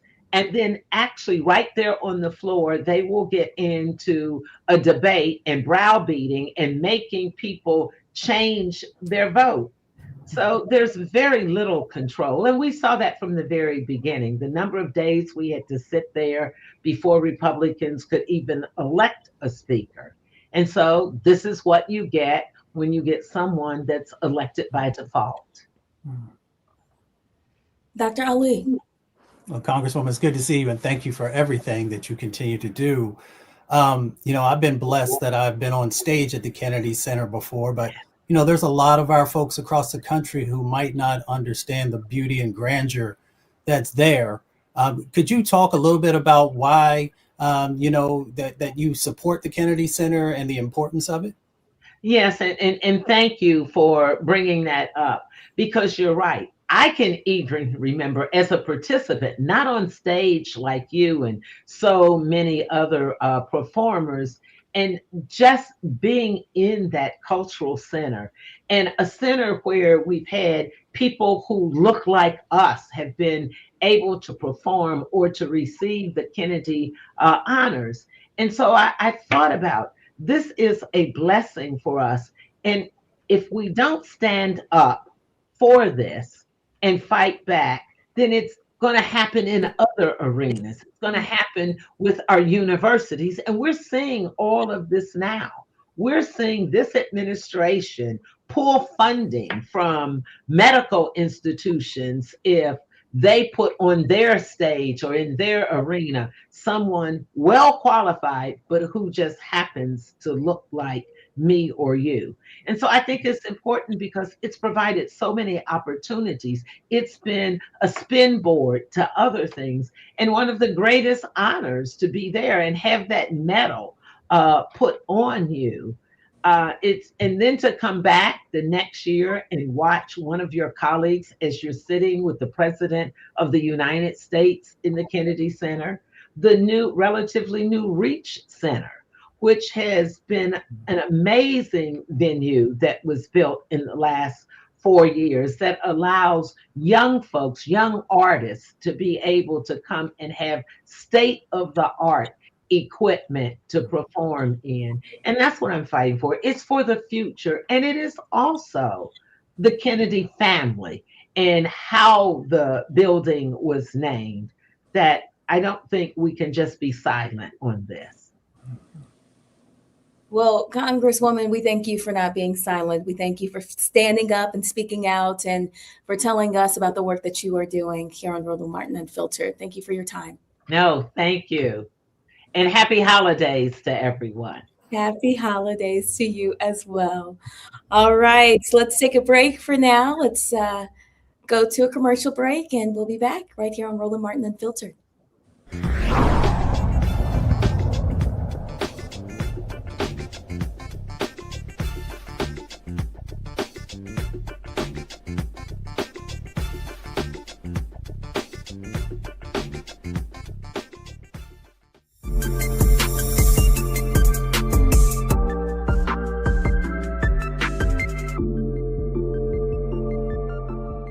Are you ready for the holidays? This week on A Balanced Life with Dr. Jackie, we're talking about all things anxiety and the holidays, whether it's performance anxiety, presence versus presence, making certain that everybody in your space understands the boundaries and how to respect your home. This week, we're talking about those things that will allow you to have a peaceful holiday season. It really is not about perfection. It's really about the house feeling warm and cozy and peaceful. You don't have to like everybody, but what you can do is be cordial in those environments. That's all this week on A Balanced Life with Dr. Jackie here on Black Star Network.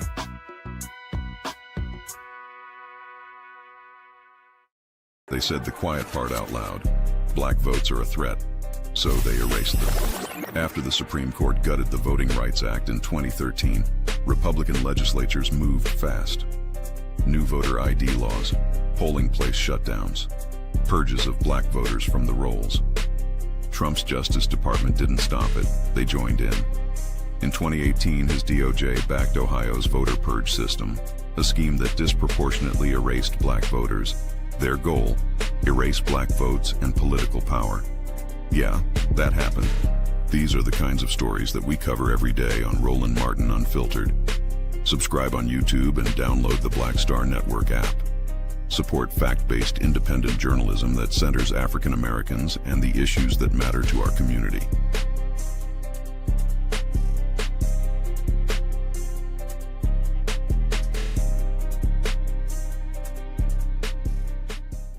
If in this country right now, you have people get up in the morning and the only thing they can think about is how many people they can hurt, and they got the power, that's the time for mourning. For better or worse, what makes America special, it's that legal system that's supposed to protect minorities from the tyranny of the majority. We are at a point of a moral emergency. We must raise a voice of outrage. We must raise a voice of compassion. And we must raise a voice of unity.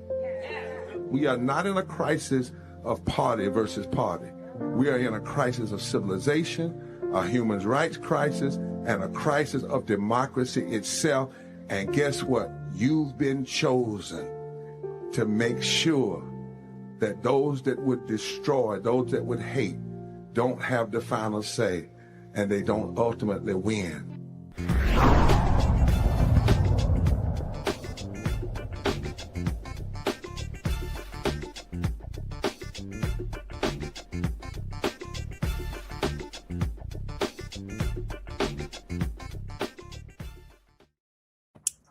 Welcome back. Well, a New York pastor can remain in the pulpit tonight. The New York Supreme Court found no fraud or wrongdoing and upheld his election as the 21st senior pastor of the Abyssinian Baptist Church. In October, a lawsuit filed by 4 current and former church members, C. Vernon Mason Sr., Kevin McBruder, Jasmine McFarlane White, and Clarence Ball III, claimed that Johnson's election did not comply with the church's bylaws. The plaintiffs also questioned whether the Pastoral Search Committee, which presented Johnson as the sole candidate to the congregation, was biased. Let's bring in the panel tonight so that we can talk a little bit about this case out of New York. Let's start with you. Well, Michael Brown's not here. Oh, he is here. Michael Brown, what does this say? I was doing a little digging about this case, and it was actually a female preacher that brought this lawsuit up as being overlooked. And my apologies if my dog is barking in the background. It's interesting. Churches, I'm a member of 19th Street Baptist Church here in Washington, D.C., and, all churches have their own kind of rules and bylaws in the way they do things. So it'll be interesting, or has been interesting, to follow kind of what's going on in the kind of battle inside the church walls. Very rarely do folks get to see that, because obviously church leadership, the deacon boards, and how they fundraise is, not necessarily, it is public knowledge relative to their 501c3 status. However, a lot of things happen kind of behind closed doors, and folks don't need to see how the sausage is made. So it's interesting how this has occurred, and it'll be interesting to see if the parishioners in the church comes back together after the lawsuit and conclude. I don't know if they're going to be appeals and it'll continue, but obviously sorry to see this happen, in particular in a Black church. But that's kind of, that's how differences get resolved in court. That's the system that we have. And hopefully at the end of this, people will come back and pray together and hug and move on. You know, it's a historic church that we're talking about the oldest Black Baptist church in New York. What precedent does this set for other churches, Dr. Walker?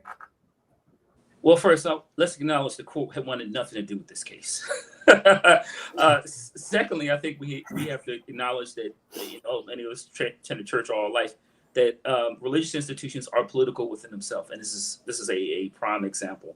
But I think that thoroughly it is unfortunate that this became public. I've kind of followed this the last several months, and obviously it's a bit messy. But, this is some of the things that, often happen in religious institutions, but it doesn't become public, particularly when it comes to an historic Black institution. So hopefully this puts it to the rest. I seriously doubt it. But once again, this is you pull back the curtain a little bit on how some of these differences in religious institutions, and like I said, this case unfortunately became public. Also topping headlines tonight, the U.S. Department of Education. They are set to resume wage garnishment for defaulted federal student loans, officially ending the pandemic era pause. Starting the week of January 7th, 2026, notices will begin going out to borrowers who are more than 270 days behind on their payments. Under federal law, the government can seize up to 15% of a borrower's disposable wages without a court order. In total, this could impact about 5.3 million borrowers already in default, along with another 4 million who are delinquent. Borrowers will have a 30-day window to act before garnishment kicks in. During that time, they can try to negotiate a repayment plan, request a hearing, or enroll in relief options like the Fresh Start program. Otherwise, collections could hit not just paychecks, but also tax refunds and federal benefits. And Dr. Ali, what are your thoughts about that? Well, let me start with the fact that, undergraduate education in our country, the wealthiest nation on the planet, should be free. So we wouldn't have to worry about students going through this type of a situation. The other part of it is, as Michael said earlier, elections have consequences. And there are some folks, who voted for these types of sets of actions, not everyone of them. This is another reason why folks need to vote. The last administration was very focused on getting rid of debt through a number of various programs, or helping to condense the debt down so that it was manageable by folks. So we just need to be very, very mindful of how this impacts, especially in a time when jobs are shrinking and disappearing. We've got over 350,000 Black women who have lost jobs, along with a whole bunch of other folks that this could impact. This will have impacts also on folks being able to purchase a home or do a number of other things. So there are these ripple effects that will come out of this set of actions. And Dr. Walker, what are your thoughts?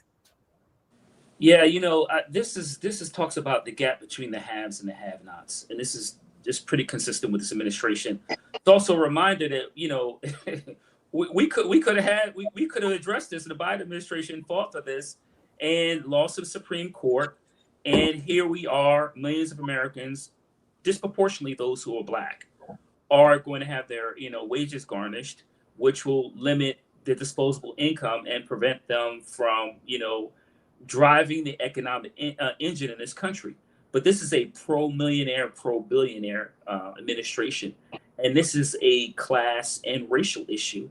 And unfortunately, those who fought long and hard to address this issue, we either silenced or made fun of, or, people talked about, it doesn't bother me. Well, some of those folks that voted for this are going to pay, and voting has consequences. Michael Brown.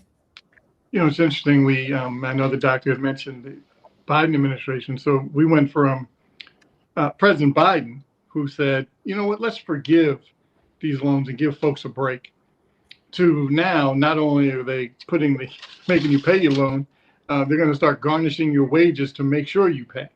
Because what happened is the millionaire owners of these finance companies that lend money for student loans went into the president, said, we don't like the Biden policy of, well, obviously, I know we had the Supreme Court that made a decision relative to that, but you had some political, and then he tried to figure out, he being Biden, and his administration tried to figure out how to get around the Supreme Court decision to legally forgive these loans. And then the millionaires came in and said, no, we don't want that. Please, we want to get our money back and get our return on investment for our investors and for themselves. And Trump said, of course, because he's going to always side with the millionaires. And he did, or millionaires and billionaires. And so he did. And now you're seeing this particular just crazy, awful policy. And I'm sure some of those folks that had debt for student loans voted for this guy thinking, oh, the world was going to be so much better. And now they're going to go into your bank accounts and take some of your money to pay back the loan you thought was going to be forgiven by the previous administration. Mm-hmm. So, we're going to continue to say elections have consequences. And hopefully people, again, as I mentioned earlier, get another bite at the apple in less than a year. Go vote, folks. Go vote. I want to thank the entire panel for joining us today. Dr. Mustafa Santiago Ali, Dr. Larry Walker, Michael Brown. We appreciate your thoughts tonight here on Roland Martin Unfiltered. without rolling here, we had to put up our sign. I love it. He'll be proud of us. Thanks again. And we will see you again tomorrow night. Have a great evening.